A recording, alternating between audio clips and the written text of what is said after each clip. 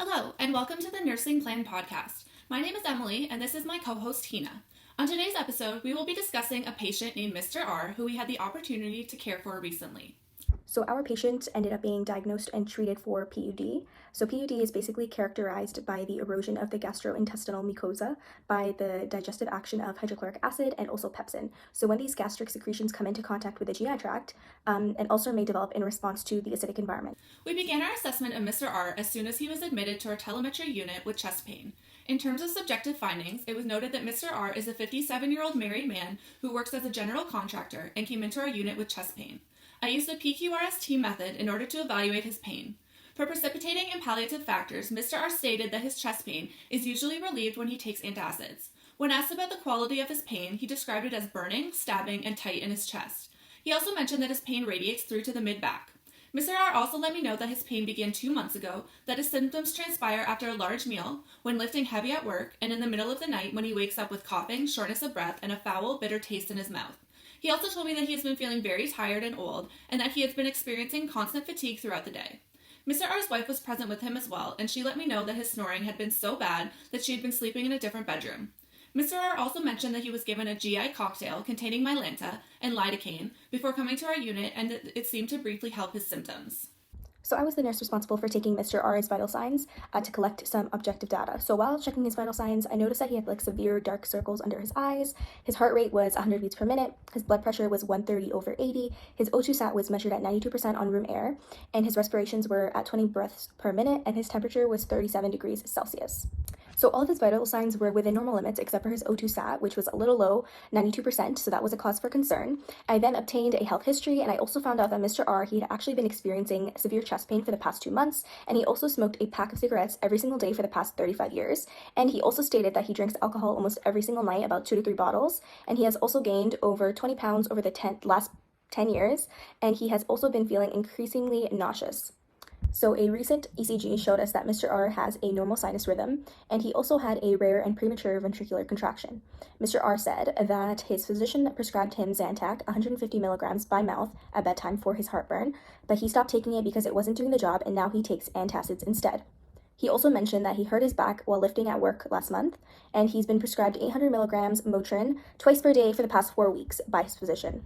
When we found out about the lifting injury and the high dose of Motrin, we immediately started thinking about the potential of a hiatal hernia or of peptic ulcer disease, since this can be exacerbated by long-term ibuprofen use. Common side effects of PUD include heartburn, nausea, weight changes, as well as burning pain in the mid-epigastric area, or back, aggravated by food, all of which Mr. R had been experiencing. At this point, we felt confident in coming up with our nursing diagnoses. Since Mr. R was in pain, the primary problem was addressed through a diagnosis of acute pain related to recent NSAID use, as evidenced by nausea, burning pain relieved by antacids, as well as his history of smoking and drinking. As a secondary problem, Mr. R is struggling with fatigue related to his snoring, as evidenced by the dark circles under his eyes and feeling tired during the day. So while we were assessing our patient and coming up with a nursing diagnosis, he suddenly became very ill, and he proceeded to vomit coffee ground emesis with bright red specks of blood.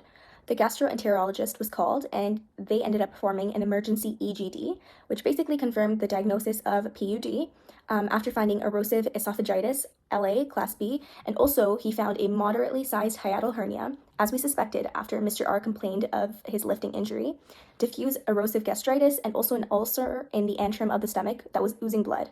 The biopsy showed the presence of H. pylori bacteria. Also, as suspected in our primary nursing diagnosis, Mr. R's bleeding ulcer was attributed to the NSAIDs that he was prescribed for his injuries. Since it was our job to continue to care for Mr. R after his surgery, we had to plan some goals and potential outcomes for and with him. Overall, our goals for Mr. R were to comply with the prescribed therapeutic regimen, especially with his history of stopping prescribed medication on his own.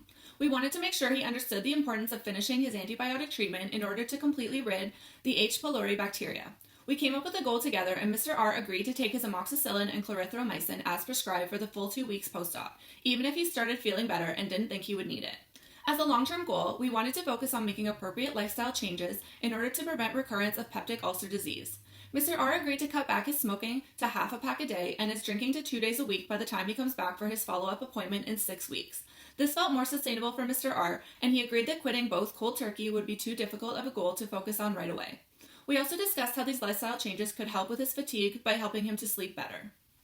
So in terms of nursing interventions during the post-op care period, our main priority was to follow the nurse practitioner's orders. And following surgery, he was kept nothing by mouth until the next morning in order to allow for sufficient hemostasis of the cauterized site from his biopsy last night. The NP had also ordered a repeat complete blood count as soon as possible, so we were to take his blood and send it to the lab as soon as he was stable. Oxygen by nasal cannula was also ordered to keep his oxygen saturation above 94%, so we closely monitored that and saturated it and titrated it as needed.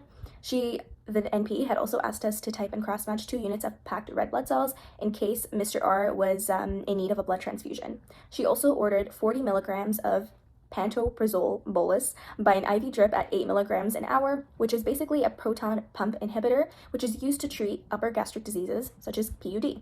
We also inserted a nasogastric pump and began a gastric lavage with 100 milliliters of normal saline based on the orders since he was NPO. We also inserted 2 large bore IVs and began normal saline at 100 milliliters an hour to replenish lost fluid as ordered.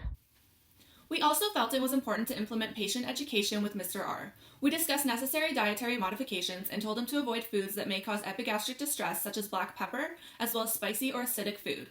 We explained why he should cut back and eventually quit smoking cigarettes, since smoking can promote ulcer development, as well as delay his healing. We stressed the need to reduce or eliminate alcohol use and explained the rationale for avoiding over-the-counter drugs without approval from his healthcare provider. To improve the likelihood of adherence to our short-term goal of completing his antibiotic regimen as prescribed, we explained why this is so important and how failure to complete the regimen could lead to infection or relapse of his PUD. We also explained how important it is for Mr. R to report any health changes such as bloody emesis or tarry stools, any increase in epigastric pain, as well as increased nausea or vomiting. We also explained how stress can greatly affect health and that he should implement stress-reducing activities and relaxation strategies.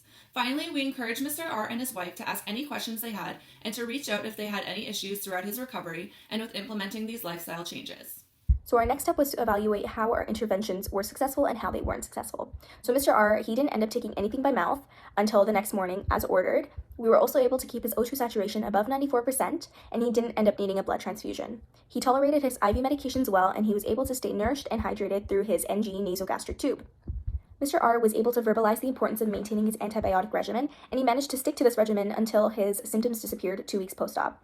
He was also able to verbalize his understanding of necessary diet modifications and also cutting back and limiting his smoking and alcohol use. Mr. R was also able to verbalize back our instructions in regards to medications and also reporting any new or worsening symptoms. He also implemented stress-reducing actions by cutting back on his work hours, and he also followed through with addressing his fatigue and snoring by booking a sleep study. Mr. R has a follow-up appointment with our clinic in 2 weeks, and we look forward to evaluating him and seeing how he's doing with his new lifestyle changes. There were a number of healthcare professionals that played important roles throughout Mr. R's care. The first member of his healthcare team was his primary care physician, who had been looking after him after his lifting injury and prescribed him so much ibuprofen, and who Mr. R will be able to follow up with. There was his internist, who referred him to our telemetry unit. Then there was us, the nurses, who assessed Mr. R and took care of him throughout his diagnoses, as well as after his emergency surgery. There was the gastroenterologist who performed his surgery, the nurse practitioner who overlooked his care until surgery was performed, as well as the charge nurse who called the gastroenterologist when Mr. R started to vomit blood. So I just want to take a moment to talk about the social determinants of health. They are an important part of the assessment piece for nurses. And let's talk about it. So Mr. R, he definitely seemed to be like a hardworking man with a decent job, but we also know that he was injured multiple times at his workplace. So now we know that his workplace wasn't the best and most safest physical environment for him to be in.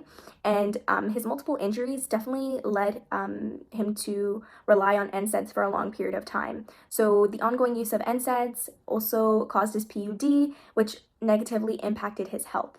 So we know that Mr. R had some problematic personal health practices and coping skills, such as smoking and drinking every single day.